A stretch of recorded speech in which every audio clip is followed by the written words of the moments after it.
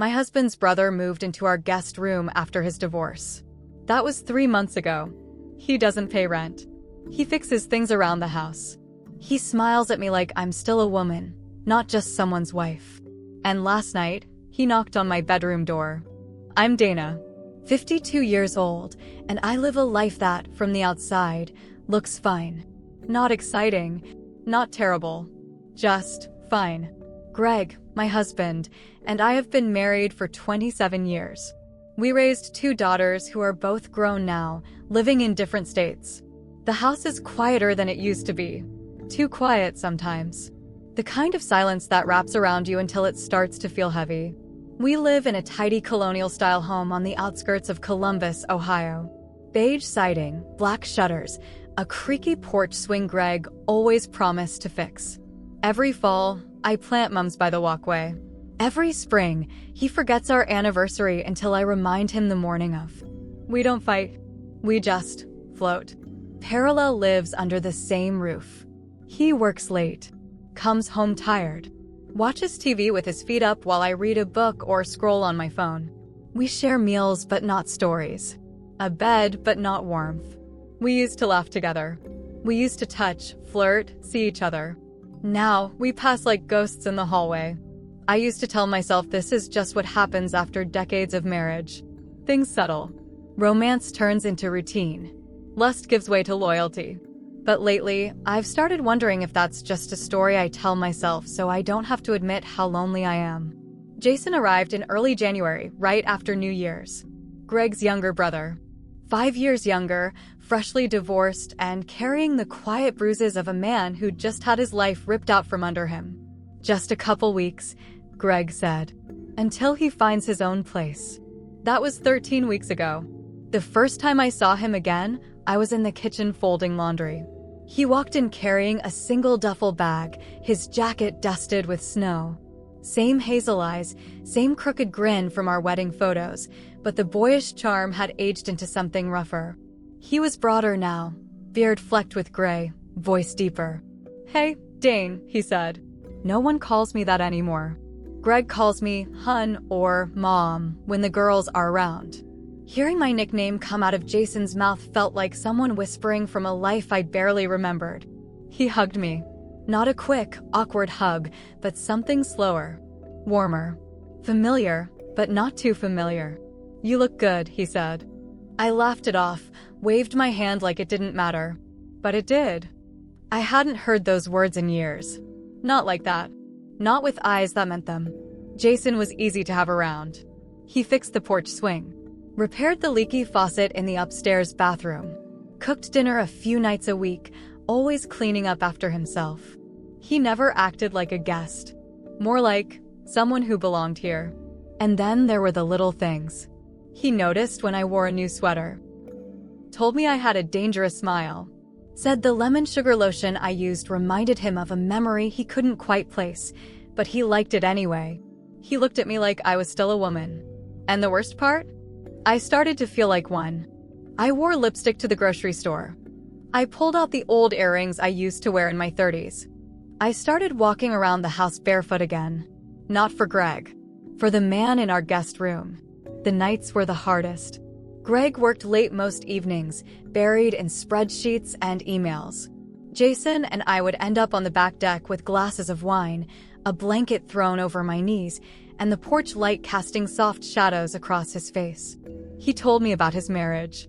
How it ended. How she stopped laughing at his jokes. How she stopped looking at him. We stopped being people, he said. We became roles.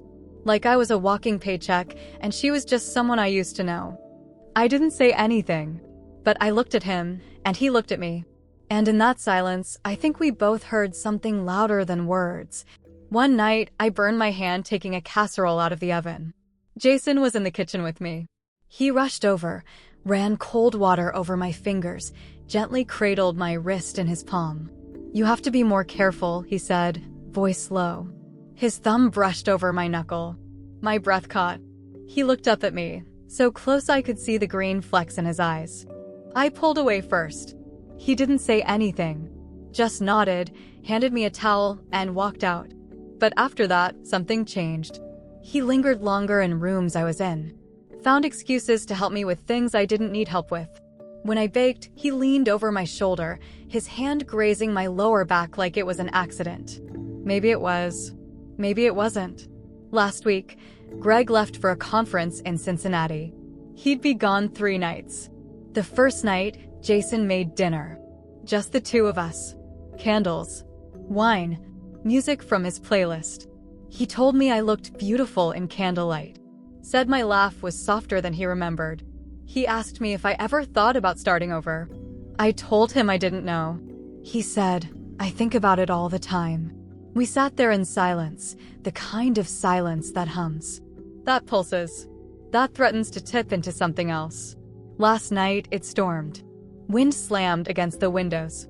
The sky cracked open with thunder. Greg was still at the conference. I was in bed reading, trying to ignore the storm in my chest.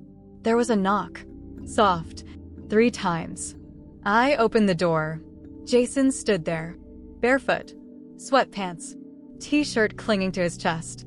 Hair damp, like he'd just showered. Or maybe like he'd been pacing. He didn't say anything at first. Just looked at me. Then, I couldn't sleep. I should have said goodnight. I should have closed the door. Instead, I stepped aside. He walked in.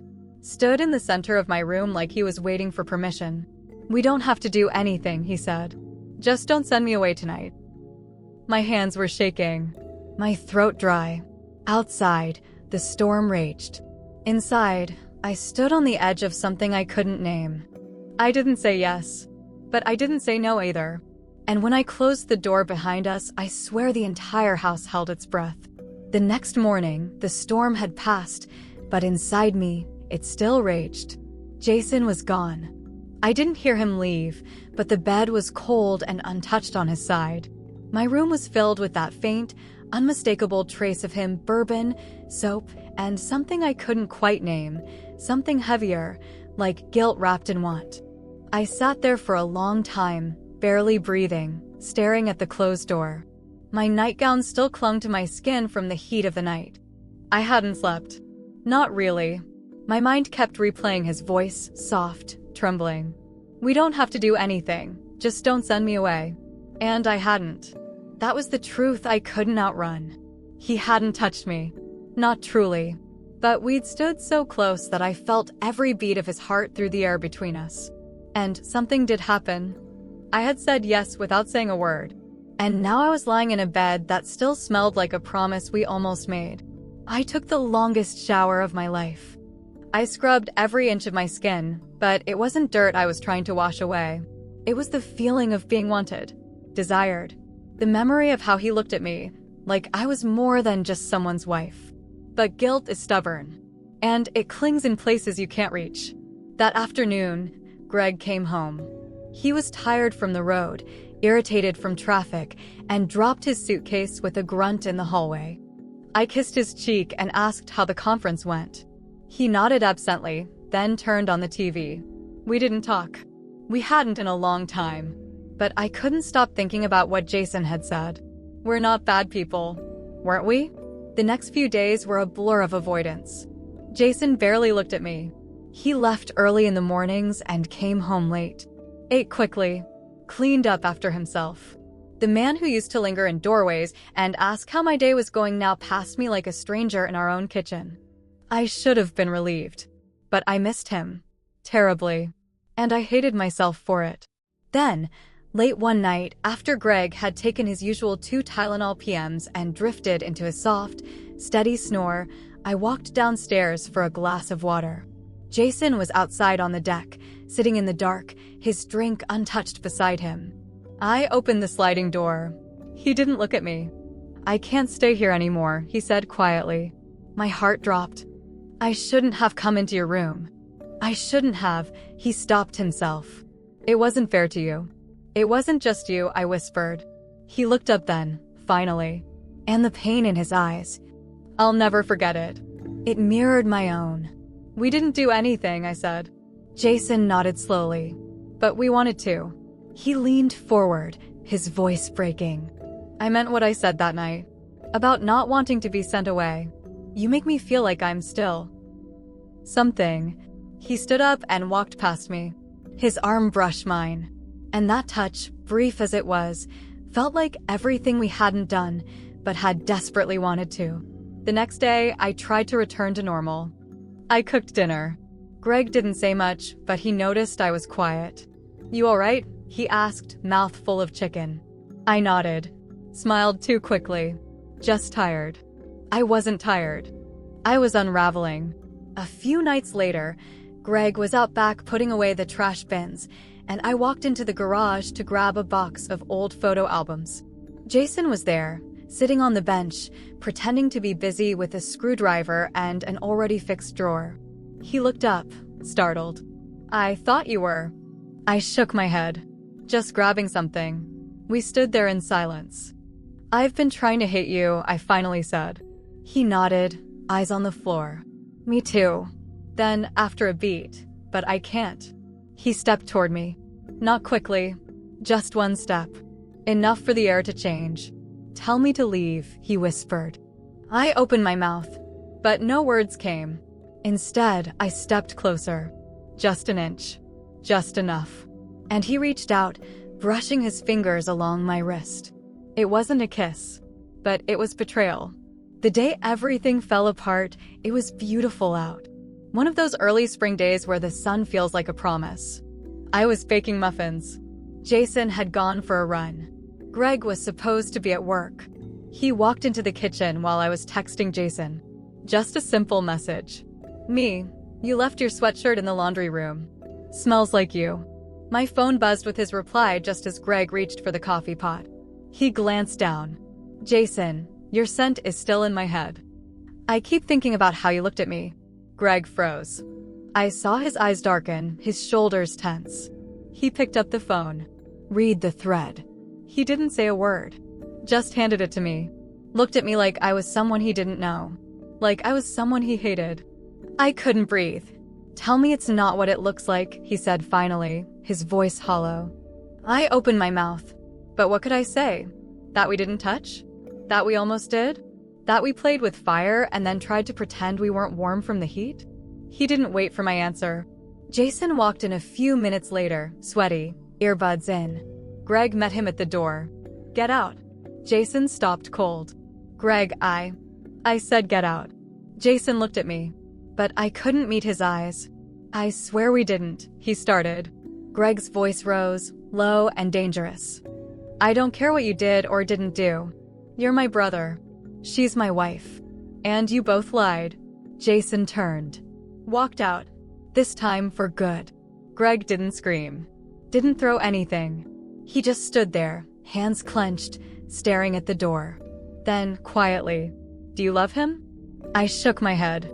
"I don't know." That hurt him more than yes ever could. Greg left 2 days later. Didn't yell. Didn't beg. He packed a bag, took down the wedding photo in the hallway, and placed his wedding ring on the nightstand beside mine. He didn't say goodbye. Just looked at me one last time and said, "You could have told me you were lonely." And then he walked out. Now the house is too quiet again. Jason never came back. Not to get his things. Not even to say he was sorry. Sometimes I sit on the porch swing he fixed.